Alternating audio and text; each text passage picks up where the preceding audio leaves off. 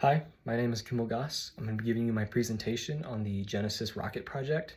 This was my senior flight project here at USU. I apologize if you hear some stuff going on in the background. I'm at my home in Alpine right now, but I'll try to keep it as quiet as possible up here. Okay, so first of all, this project was inspired by Joe Barnard, or BPS Space. He's been building these smart model rockets now for about 7 years, 8 years.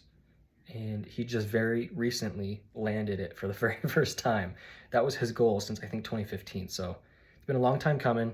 I'll show you his channel trailer, which kind of gives you an idea of what he does, what he builds, and then I'll show you a few seconds of the video where he actually landed his rocket. Okay, so what's my goal going into this? Basically, I'm in the UAS major, or the drone major, and we learned a lot about drones and how to build them, how to fly them, how to maintain them, but I didn't learn a lot about in-depth technologies that made them work. And so I wanted to learn more about PID loops and control loops and like a lot of that nitty-gritty detail that goes into building and designing these. I also love rocketry, so I was going to try and combine these two goals and also use inspiration from BPS Space to make something very similar. As far as documentation goes, at first I wanted to do a video series very much like Joe Barnard, but I realized in the first couple weeks of the project that it was just not going to be feasible. I didn't have the time to edit the video. I didn't have time to film it all.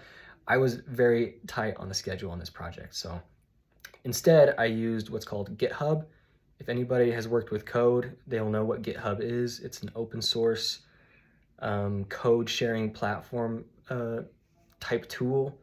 So it's a way to collaboratively work on code, but it's also a good way to document progress, because every time somebody makes a commit, which is when you send your code to the platform, it documents that commit along with notes that the user input on that commit.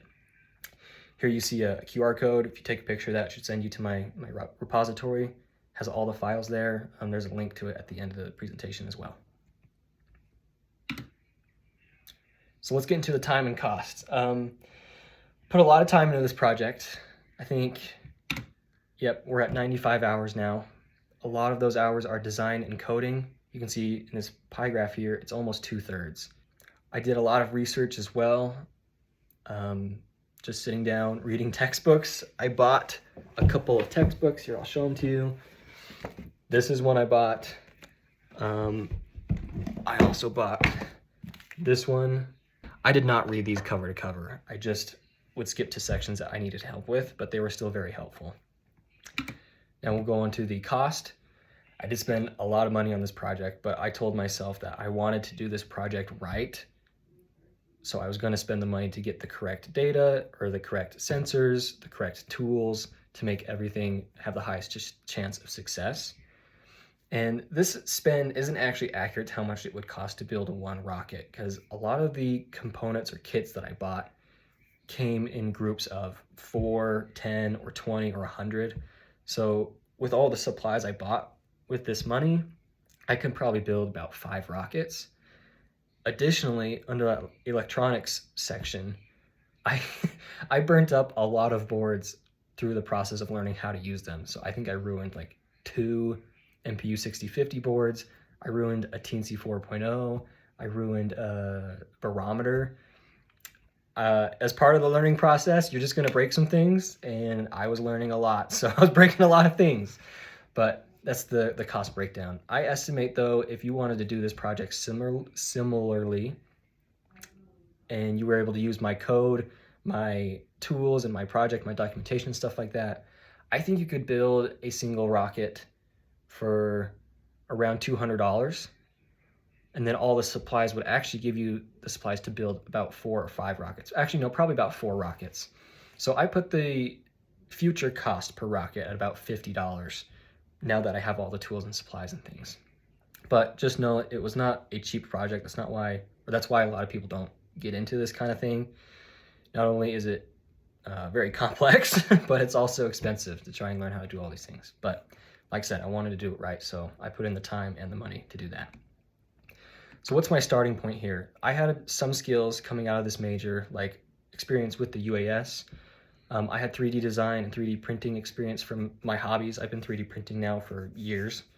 I had some basic physics knowledge. I also moved from mechanical engineering to drones and UAS, so I had some engineering background.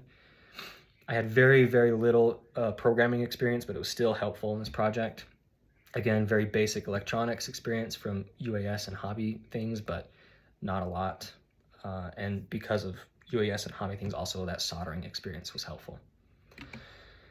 Now here's the gap that I had to actually close during this project. So I had to learn how to gather data from all these sensors. I had to learn about control loops. I had to learn about circuit design, and I had to learn about more in-depth programming and more in-depth electronics. And those are why I bought the textbooks that I showed you earlier. So to learn more about these different subjects, I actually broke it down into more bite-sized chunks. I called these bite-sized chunks mini projects. I came up with like a list of 4 or 5 mini projects, and I thought, if I get this mini project done, that means I will have this skill, and then I can apply that skill towards the rocket towards the end. So it's basically like gathering all the supplies before you could build the thing at the end. All these different supplies being the different skills. Here we have a video of one of my mini projects. It's a PID self-leveler. It's only in one axis and it uses one servo. It's super simple, but the important thing is that it got me to understand PID loops on a simple basis in a way that was cheap, effective, and fast. It also allowed me to break a lot of things without ruining any flight hardware, which is also important. Like I said, I ruined a lot of electronics boards, and it was in this stage I ruined those. I was burning stuff out, but that meant I knew what I was doing when I built the rocket, so it saved me a lot of time and money in the long run. Okay, as far as design and construction goes, I have 34 hours of design, 25 hours of coding, and 9 hours of construction. If you were going to start from scratch, I'd say the design would take you about the same amount of time. If you're more experienced with coding, you could do it a lot faster, but I was learning the code at the same time, so that's why it took so long. I have experience with construction, so that's why my construction time is very low. My testing time was even lower because I'd done all those mini projects. I had to test very little before actually launching the rocket. So here's some of the testing videos. I'll pause my narration here and we can watch a couple of those, but it just gives you an idea of what the rocket was capable of before we even pressed the launch button.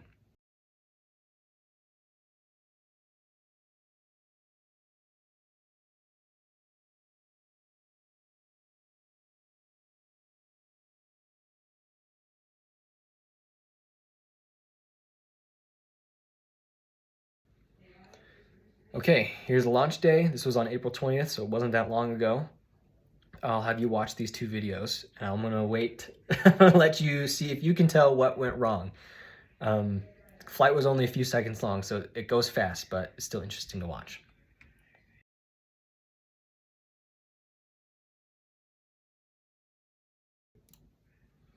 Okay, so what went wrong? The motor is supposed to burn for 3.5 seconds according to their data sheet, but we only saw about 1.5 second burn. You see these 2 pictures here? There's something weird there, right? There's something flying out the back of the rocket. What flew out the back of the rocket? Well, I'm going to show you a cross-section of your typical rocket motor. What you see flying out the back of the motor is the aft closure, the nozzle, and the motor case. The fuel grains and the forward closure actually shot forward through the rocket upward. So the whole thing kind of split in half and the 2 parts shot apart. The back half, as you can see in the pictures, shot out the back.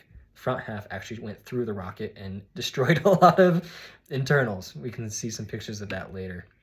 Yeah, here's the aftermath. So there's a video here showing the forward closure. You can see the O-ring seal on that forward closure does not look quite right. It's unclear whether that happened because of the explosion or if it was installed incorrectly. If it was installed incorrectly, that might explain why the motor exploded in the first place. In this video, you can also see the fuel grain. It's not completely burned. That's why we don't see a 3.5 second burn. We only see 1.5. We also can see the TVC, how it looked before you put it in the rocket. So that's like brand new off the 3D printer. And here's the TVC after the flight. Yeah, the parts are purple. The flight did not turn them purple. They're just printed in another color of PLA, but it's the same design. As you can see, the TVC was busted up pretty bad after the flight. That's because I did some math according to the video. The forward closer shot through the rocket at about, I think it was 44 miles per hour, or maybe it was 60 miles per hour. I have to check my final report to be sure on that. But we basically shot a projectile through the rocket from the bottom, and that totally destroyed the TVC. There's another close-up picture there. So what we can say is the rocket actually tried to self-correct. If we go back to the video here and watch it, you see it pitch over to the left right after takeoff. And it actually corrects itself and it gets straight up right before the motor cuts out. So the TVC and all the control algorithms actually worked according to plan. It went perfectly. The only problem was that our motor exploded. It's almost comedic because I focused so much on making sure that the code was right and the TVC was strong enough and like all these details that had to do with the control. And then I just slapped the rocket motor in there and pressed the go button. I didn't do a lot of research on the rocket motor.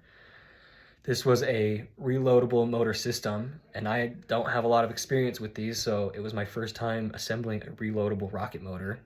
Maybe it would have been wise, like we did testing before with the TVC, maybe it would have been wise to do a test of a motor burn to make sure that I know how to assemble a motor correctly. Anyway, that's a learning experience for next time. The conclusion is, yeah, the launch could have gone better, but all these systems that we wanted to work and wanted to learn actually worked. The other conclusion is, yeah, we went a little bit over budget. I would have liked to have stayed around $500 for this project, but like I said, I was focused on doing it right. But the good news is, because we spent money, I have a library of supplies now to build more rockets, more prototypes, more things like that. Lastly, I did learn all those skills that are very applicable to UAS. I can build a lot of things now.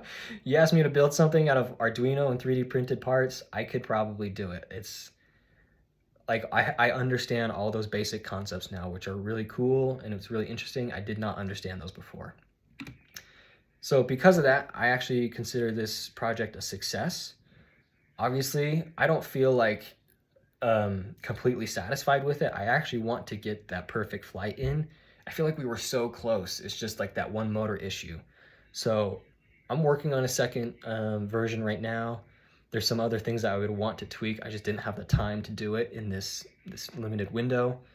But hopefully in the future, we'll get around to and the flight goes well. So that's it. That's my presentation. Thank you for watching. And if you have any questions or you want to see any more videos or pictures or anything like that, please let me know. I would love to share this with other students, or if you want to build your own rocket, that would be really cool too. I'd love to help other people do that. Anyway, thanks for watching, and good luck on your senior projects too. Bye.